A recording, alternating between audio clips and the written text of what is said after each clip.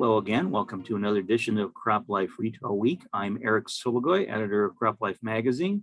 Here with a special guest, one of the newest members of our CropLife team, Lara Sowinski.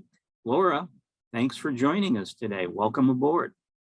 Absolutely. Thank you. Week number 6. All good. All good. So yes, most of our viewers are probably unfamiliar with you because, as you said, it's only been a month and a half. So if you could share a little bit about yourself, where you are physically, what you've been doing these last few years, and what's it like to be now on board with the CropLife team.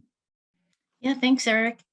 So I have a lot to jam in 10-15 seconds, but I can tell you very quickly that I work out of a home office in Southern California, about 2 hours due east of the port complex, LA and Long Beach, and kind of got my start on the customs brokerage side of the business and worked for Fritz companies in the mid 80s.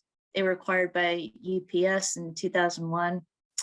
Moved over to Sony Corporation, worked in their import department for a while, and then kind of jumped to the other side, if you will, and started to report on global supply chains. So 2011, I started writing exclusively about the food supply chain, which was the same year that the FDA's Food Safety Mod Act came into force. So we talk about disruption, and I think that was probably actually 1934's Food, Drug, and Cosmetic Act was the biggest act since the Food Safety Mod Act. So we had like 73 years that kind of went things, kind of going along. And then, so that was a huge thing. So when I look back at that, the time that I started to cover the food supply chain, a lot of grumbling, a lot of like, wow, how are we going to verify all this, track and trace food, do the record keeping and so forth. What it did do, and I look back over the, the 10 years or so, is it really pushed the industry. I mean, we have food safety now that we never had prior to that. And it ushered in a pretty wholesale adoption of software and tech. That was the only way that people could effectively comply. So, we used to joke like, yeah, they went from crayons and paper and then they went to Excel. And now we're, up to speed with ERPs and stuff, but it really did change things. And I kind of see the ag space, so when we would look at the whole food supply chain, we saw all the stakeholders, the transportation folks, the warehousing, the food service distributors, the retail. But the ag space was always like, we kind of know what's going on, but not quite. They seem to be the one link in the chain, and the very most fundamental important link that was a little bit behind the scenes. So to kind of come full circle and be part of Meister Media and the CropLife Group, and to really take a look at what's going on in the ag space, and to, in my opinion, I feel like they're on the precipice that, the other food supply chain folks were, 12 years ago or whatever. So despite all the disruption that's going on, and there is a lot, and some of it, it's hard to sugarcoat, it's pretty intense, but that old adage, every business threat is an opportunity. I think that's where the space is now. So I'm super turned on to be here.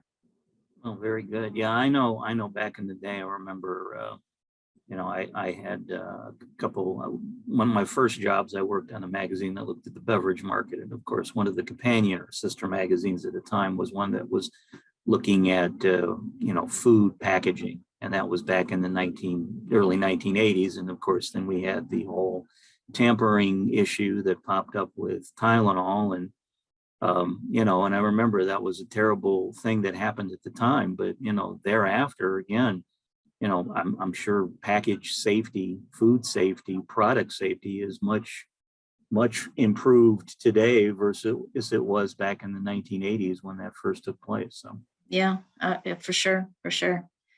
Yeah, I think, you know, the other thing when I was anticipating our call today, you know, I wanted to give you like one juicy example of like something in that, how the industry responded to the Food Safety Mod Act. And I think one thing alone to me, and this is kind of where I want to really look at how software and tech really, it was imperative to embrace that, to support these things.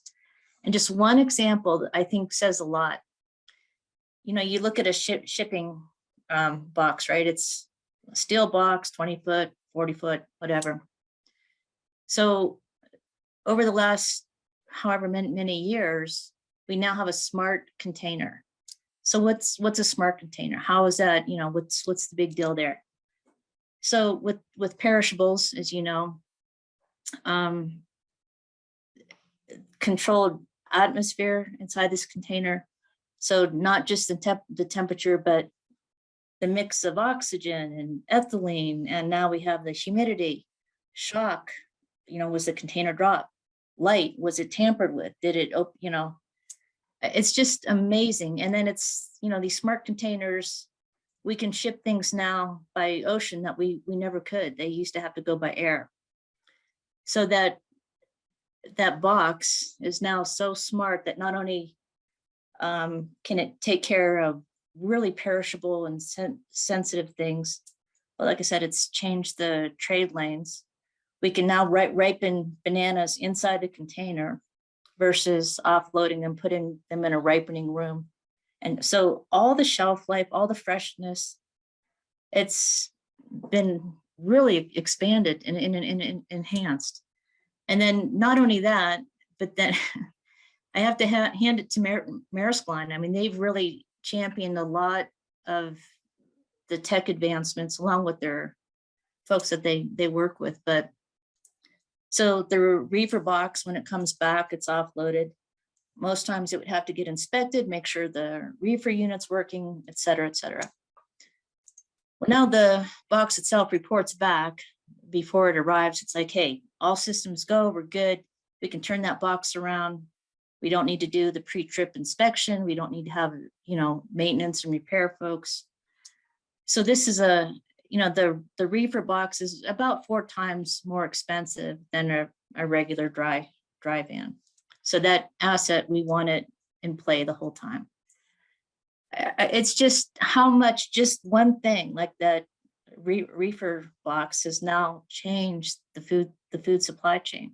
Well, what we can do, I mean, it sends back, you can get everything like pre-cleared through customs, FDA, USDA, APHIS.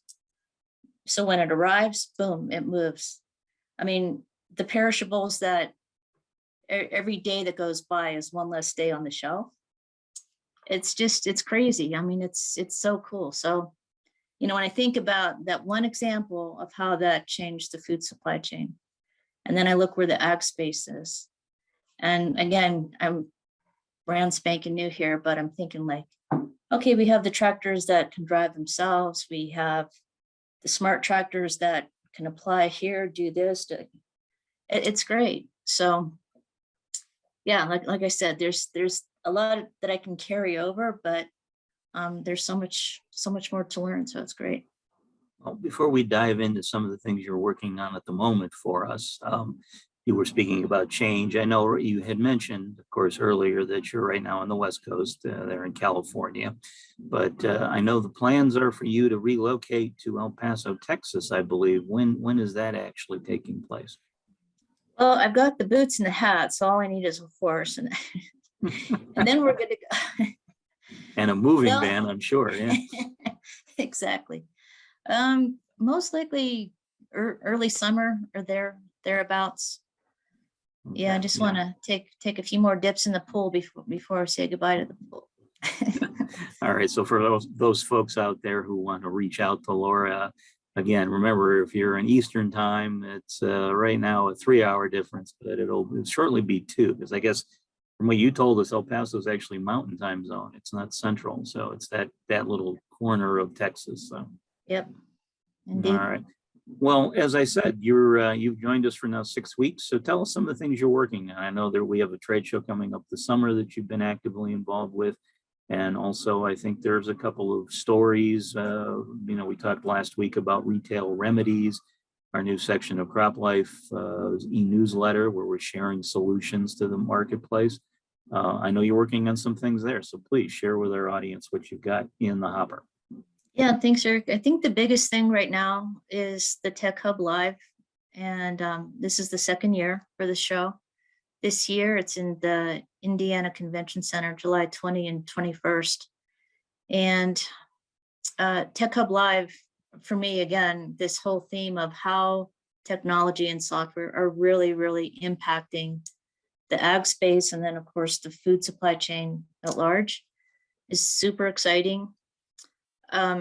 Honestly, and it's a tall order. I mean, there are a lot of technologies out there. Some are at various stages of, is it a proof of concept? Is it proven? Where are we at?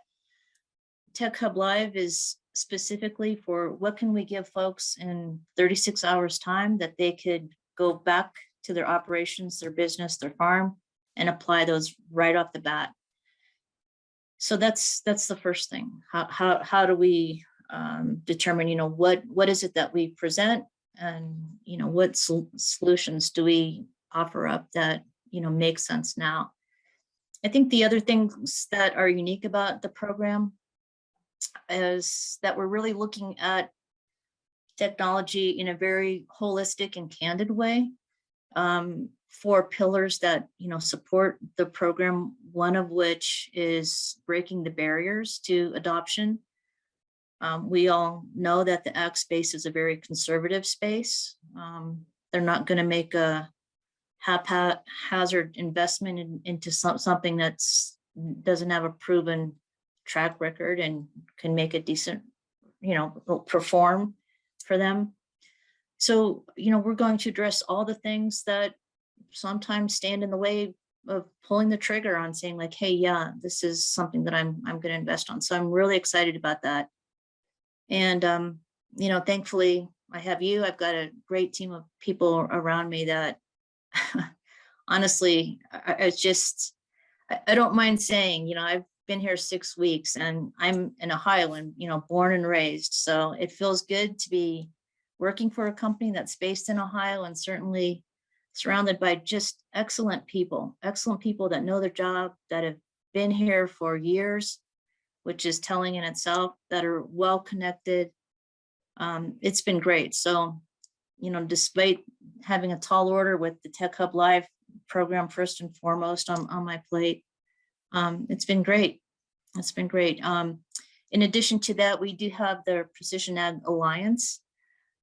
We have 8 members on the Alliance, and we meet once a quarter. Our first quarterly meeting is coming up next week, the 28th, and very high level content that we have, several roundtable talks about kind of like where the future is, what's happening, how are the impacts, with supply chain, with rules and regs, what's going on, just trying to paint the landscape and kind of see what the second half of this year looks like, and then where are we going to be for next year. So those are 2 of the shows that I shouldn't say shows, the conferences that I'm working on now. And retail remedies, yeah, that's I think I have to give you credit for that, because I haven't contributed. Yeah, but I know you do have a I've said couple that of assignments. So yeah, I know you're working on something. So.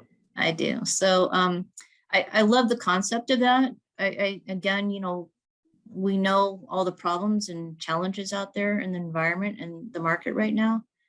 But what I really believe we bring value to is, okay, we acknowledge these things. So how do we fix them? What's going on? Who's doing what? And so that was the thinking behind that, which is brand new. And I know it's getting a lot of traction for us, which is super, super exciting. Very good. All right. Well, I would be remiss, of course, if we didn't talk about some current events. So Now, forgive me, I'm going to sound a little bit like one of those bad TV lawyers from the 1950s. But Laura, I'm going to ask you, where were you in April of 2013? Do you remember? Doing my taxes. Yes, I know. Yeah, we're just past tax day. And I know for myself, my son had just turned 5 years old, and I believe I had about 15 of his friends and him at a Chuck E. Cheese's celebrating his birthday. And remember handing out tokens to all the kids and then helping them pick out prizes. It was a rather fun day. But the reason I bring up 2013 is we did find out this week, of course, a couple of videos ago, we were talking a little bit about the planting intentions. And we had noted that, of course, soybean plantings were up 4% based on USDA numbers. Corn plantings down 4%, which was a little bit of a surprise. But for those people who actually stuck with corn, we got some good news this week. According to the Chicago Board of Trade, corn has hit a 9-year high. This is where the 2013 comes in, of over $8 per bushel.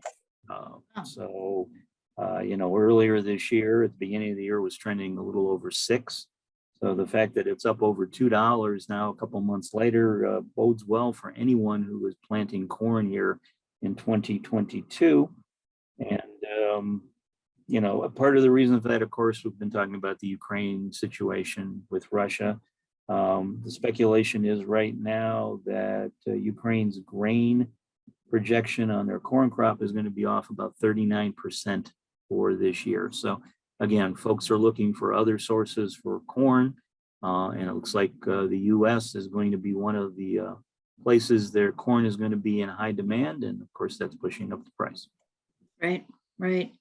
Yeah, and it just kind of emphasizes the precariousness of global supply chains. I mean, they're great, but they're long, they're complex, and in my estimation, they're more risky today in ways that we never quite saw before, or maybe it's just the confluence of everything happening in seemingly rapid fire here with COVID and so on. But yeah, no, thankfully, yeah, because I've read the same things and kind of concerned about food shortages, particularly in the developing world, which were big buyers of Ukrainian wheat and so forth.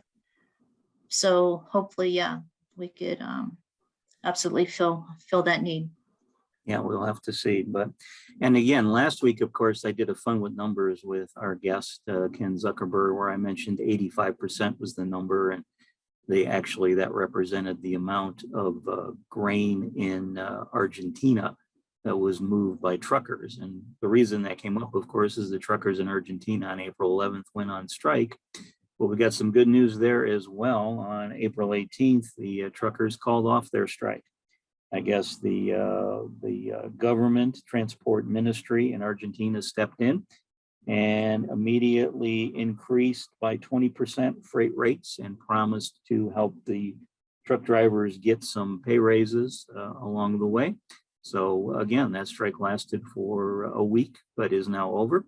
And once again, soybean and grains in Argentina will be able to get from the field to the ports, and again, make their way out to hungry nations around the globe. That's good news for sure. Yep. All right. Well, since you are the guest, and anybody who comes onto the show knows they have to play the game, it is time for fun with numbers. Woo! All right. Well, Laura, I have Let's go, Johnny. I have a number for you, and then I'll have 4 options. And as you might imagine, given your background, I tried to keep this transportation heavy. So keep that in mind as we go through this. So your number is 29%. Okay. All right. Now, does 29%, does that represent A, the percentage of river barges that are used to move fertilizer during an average spring season? Is it B, the percentage of Class 1 railway workers that have been laid off over the past 6 years? Is it C, the percentage of shipping containers that contained agricultural products that shipped in March of 2022? Or is 29% the percentage of time I've devoted to my son in recent videos and his travail? Wow. I thought D was the throwaway thing, but I don't know that. I think that Trust me, that number is a lot higher than 29%.